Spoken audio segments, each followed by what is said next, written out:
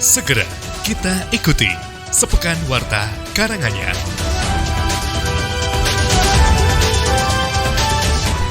Pendengar, Komisi B DPRD Karanganyar sidak ke Pasar Jungke.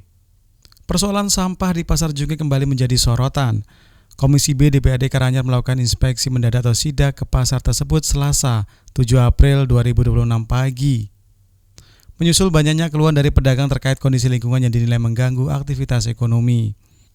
Latri Sulistiawati, Ketua Komisi B DPRD Karanganyar mengatakan pihaknya sengaja turun langsung ke lapangan setelah menerima laporan dari para pedagang. Permasalahan sampah tidak bisa diselesaikan secara sepihak.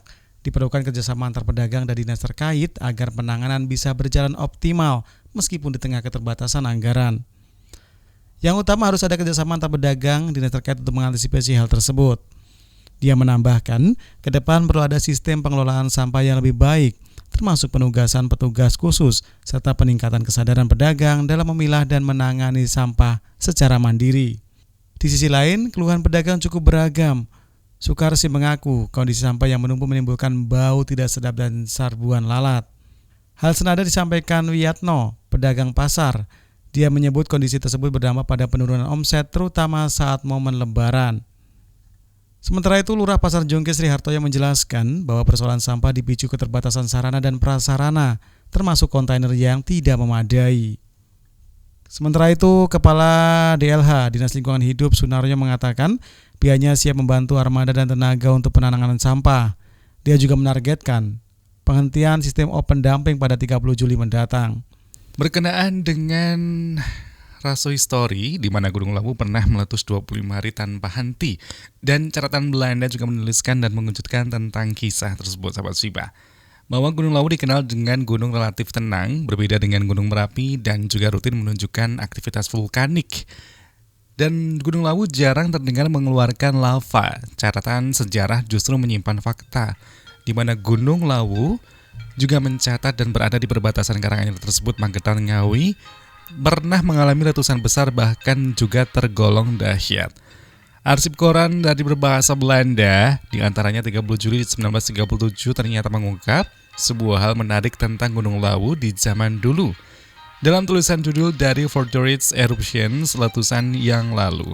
Kemudian diantaranya adalah dengan menyebutkan letusan 1 Mei 1752 berdasarkan catatan dari ilmuwan masa itu. Namun jauh sebelum itu, Lawu juga disebut juga pernah menunjukkan aktivitas yang lebih dahsyat dan juga pada abad 10 Gunung Lawu dilaporkan mengalami letusan besar selama 10 hari berturut-turut, bahkan tahun 1442 letusan berlangsung lebih lama, yaitu 20 hari tanpa henti.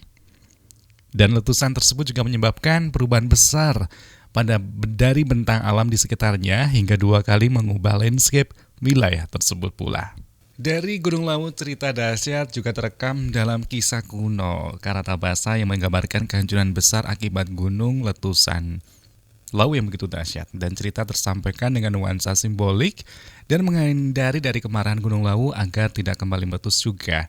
Dalam kisah Lawu tersebut, nama Gunung Katong yang berarti pangeran gunung-gunung, dan gunung ini juga bahkan disebut sebagai salah satu terbesar di Jawa Tengah, baik dari sisi ukuran maupun juga ketinggian. Dalam catatan sejarah kuno, Gunung Lawu juga dikenal dengan sebutan Arga Dumilah, yang berarti puncak yang selalu diterangi.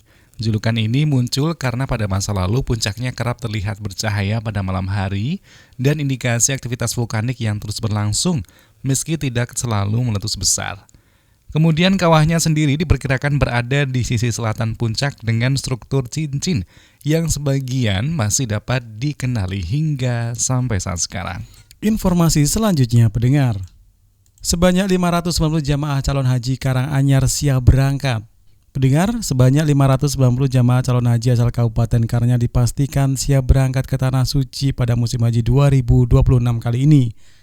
Saat ini seluruh tahapan persiapan telah rampung dan para jamaah tinggal menunggu jadwal keberangkatan saja.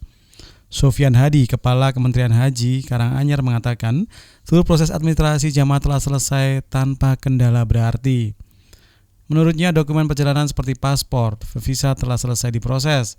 Selain itu, sebagai tahapan lain menjadi syarat keberangkatan juga telah dipenuhi seluruh jamaah. Ratusan jamaah tersebut akan diberangkatkan dalam 2 kloter, yaitu kloter 58 dan kloter 59. Pembagian kloter ini telah ditentukan sesuai dengan jadwal pemberangkatan dari pemerintah pusat. Dia mengatakan sesuai jadwal keberangkatan calon haji direncanakan pada 10 Mei 2026 dan para jamaah nantinya akan diberangkatkan melalui embarkasi sesuai dengan ketentuan yang sudah ditetapkan.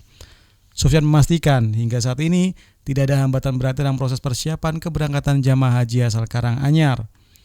Dia mengimbau seluruh jamaah untuk menjaga kondisi kesehatan menjelang keberangkatan, mengingat ibadah haji membutuhkan kesiapan fisik yang prima.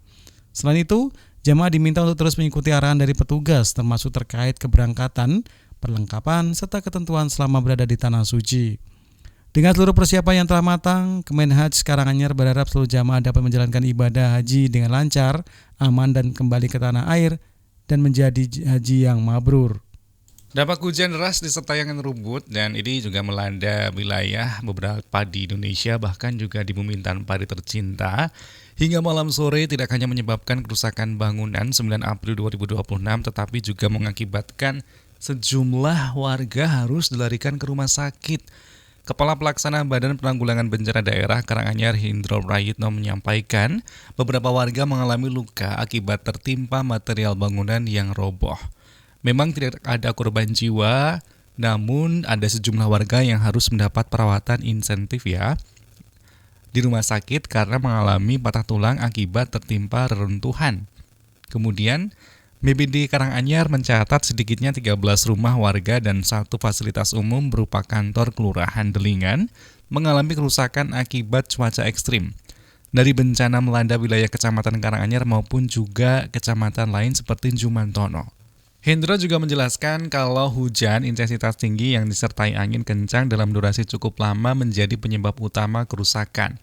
Dampaknya bervariasi mulai dari kerusakan ringan hingga sedang. Kerusakan paling banyak terjadi pada bagian atap rumah, ada juga bangunan yang mengalami kerusakan cukup signifikan, adanya dapur semi permanen 7x4 meter, garasi 12x4, hingga kandang ternak 18x24. Dan wilayah terdampak Kelurahan Bopongan, Janti Harjo, Kecamatan Karanganyar, dan Desa Genengan Ngunut di Kecamatan Jumantono.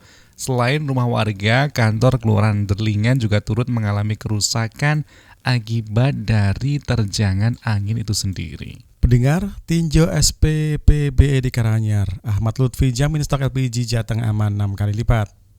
Pendengar, Pemprov Jawa Tengah memberikan jaminan bahwa kesediaan gas LPG di seluruh wilayahnya berada dalam kondisi yang sangat aman. Berdasarkan data per 7 April, total persediaan LPG di Provinsi Jawa Tengah masih mencatatkan angka 14.833 metrik ton atau setara dengan 6 kali lipat dari volume kebutuhan normal masyarakat. Kepastian tersebut disampaikan Gubernur Jawa Tengah Ahmad Lutfi saat melakukan peninjauan di stasiun pengisian dan pengangkutan BUK LPG SPPBE di Wijaya Kusuma, Grasindo, Kabupaten Karanganyar, Rabu, 8 April 2026. Lutfi menegaskan berdasarkan hasil pengecekan di lapangan, ketahanan stok LPG Jawa Tengah sangat mumpuni untuk memenuhi kebutuhan harian masyarakat.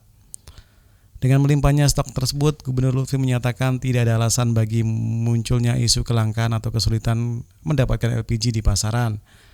Oleh karena itu, masyarakat diimbau tidak terpancing, panik buying, atau tetap tenang. Apalagi tidak akan melawan hukum seperti melakukan penimbunan barang. Guna memastikan rantai distribusi berjalan lancar, pemantauan ketat terhadap penyaluran LPG, khususnya ukuran 3 kg, terus digencarkan oleh dinas terkait yang bekerjasama dengan Direktorat Kriminal Khusus Ditreskrimsus Polda Jawa Tengah. Langkah ini diambil untuk memastikan bahwa LPG subsidi benar-benar sampai ke tangan yang berhak, yaitu rumah tangga kurang mampu, nelayan kapal di bawah 5 GT, petani penggarap, serta pelaku usaha mikro.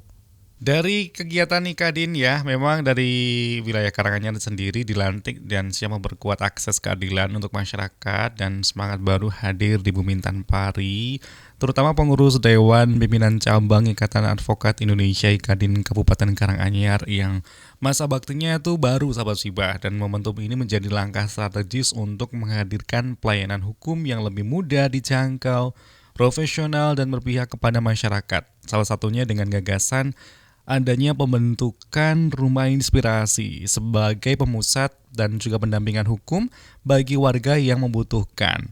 Pemerintah Kabupaten Karanganyar berharap sinergi antara advokat, pemerintah daerah, dan seluruh elemen masyarakat semakin kuat dalam mewujudkan keadilan serta kepastian hukum yang baik untuk semuanya, bersama menghadirkan hukum yang dekat, adil, bermanfaat untuk masyarakat semuanya, bukan hanya untuk Karanganyar tapi kepada semua untuk keadilannya. Pendengar, pembatasan PKL di Jalan Lawu Karanganyar dikritik. Kebijakan pembatasan aktivitas pedagang kaki lima PKL di sepanjang jalur Jalan Lawu Karanganyar menuai protes. Forum Masyarakat Peduli Karanganyar (FMPK) menilai aturan tersebut juga berpotensi mematikan usaha rakyat kecil. Ketua Forum FMPK Adrianto menyatakan keberatan atas surat pemberitahuan Dinas Koperasi Usaha Kecil Transmigrasi Energi dan Sumber Daya Mineral Kabupaten Karanganyar tanggal 31 Maret 2025. Dalam surat tersebut, pemerintah menyebut kebijakan diambil menyusul adanya aduan masyarakat terkait kecelakaan dan terganggunya lalu lintas di Jalan Lawu, khususnya di Simpang, Papahan, hingga Bejen.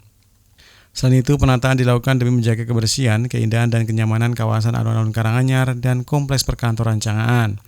Dalam aturan tersebut, PKL dilarang berjualan di badan jalan, dan pedagang juga tidak diperbolehkan membuka lapak sebelum pukul 15 waktu Indonesia Barat dan baru bisa berjualan pukul 16 waktu Indonesia Barat. Sementara PKL roda 2 diperbolehkan beroperasi mulai pukul 10 waktu Indonesia Barat di sekitar air mancur alun-alun. PMK juga menyiapkan sanksi terhadap para pelanggar mulai dari teguran lisan, teguran tertulis, dan larangan berjualan. Namun Adrianto menilai kebijakan ini bertentangan dengan program unggulan Bupati terkait pemberdayaan UMKM dan perluasan lapangan kerja. Dia justru berpotensi memangkas waktu produktif pedagang hingga 40-50%. Menurutnya, kawasan Jalan Lawu hingga alun-alun merupakan pusat ekonomi rakyat. Pembatasan mendadak dinilai bisa menurunkan pendapatan pedagang dan berdampak pada daya beli masyarakat. FMPK mendesak PMK Karanganyar menunda atau merevisi kebijakan tersebut serta membuka dialog dengan perwakilan pedagang untuk mencari solusi bersama. 250 atlet kebanggaan yaitu di wilayah Karanganyar siap berlaga di Porprov ke 27 dan cepat 2026 ini sebanyak 250 atlet dari 39 cabang olahraga resmi dikukuhkan oleh Wakil Bupati Karanganyar dari Ade Eliana, sementara mewakili Bupati Karanganyar di ruang paripurna DPRD Kabupaten Karanganyar hari ini, Sabtu 11 April 2026. Mereka juga akan membanggakan dan mewakili Kabupaten Karanganyar dalam ajang Pekan Olahraga Provinsi ke-27 Jawa Tengah 2026 di Semarang Raya pada Oktober mendatang, pendengar. Dan juga dengan semangat juang yang tinggi, latihan yang maksimal, para atlet diharapkan mampu memberikan apresiasi dan prestasi terbaik serta mengharumkan nama daerah. Pemerintah Kabupaten Karanganyar berkomitmen untuk terus memberikan dukungan, apresiasi kepada para atlet, berangkat sebagai teman, bertanding sebagai lawan, dan pulang sebagai pahlawan. Usai di sidak DPRD, PMK Karanganyar usulkan kontainer sampah Pasar Jungke lewat CSR. Pendengar, penanganan sampah di pasar tradisional kembali menjadi perhatian serius Kabupaten Karanganyar. Menyusul inspeksi mendadak atau sidak Komisi B DPRD Karanganyar, Dinas Perdagangan, Perindustrian dan Tenaga Kerja di Sidak Perinaker mulai mengintensifkan upaya perbaikan, salah satunya melalui usulan pengadaan kontainer sampah. PLT Kepala Disdak Perinaker Karanganyar Nugroho mengungkapkan pihaknya saat ini tengah berupaya mengajukan bantuan kontainer sampah melalui berbagai skema termasuk program Corporate Social Responsibility atau CSR maupun dukungan dari program pemerintah lainnya. Menurutnya, langkah tersebut diambil sebagai solusi atas keterbatasan anggaran daerah dalam memenuhi kebutuhan sarana prasarana pengelolaan sampah di pasar. Dia menambahkan keberadaan kontainer sangat dibutuhkan untuk menunjang sistem pengangkutan sampah dari pasar menuju tempat pembuangan akhir Sukosari Jumantono. Ada sekitar 5 kontainer sampah yang dikelola, tetapi dari 5 kontainer tersebut, 4 diantaranya sudah tidak layak dan harus ada perbaikan atau perbaruan agar pengambilan sampah di sejumlah pasar bisa maksimal. Nugroho menyebut persoalan sampah tidak hanya terjadi di satu pasar saja, melainkan hampir merata di seluruh pasar tradisional yang dikelola pemerintah daerah.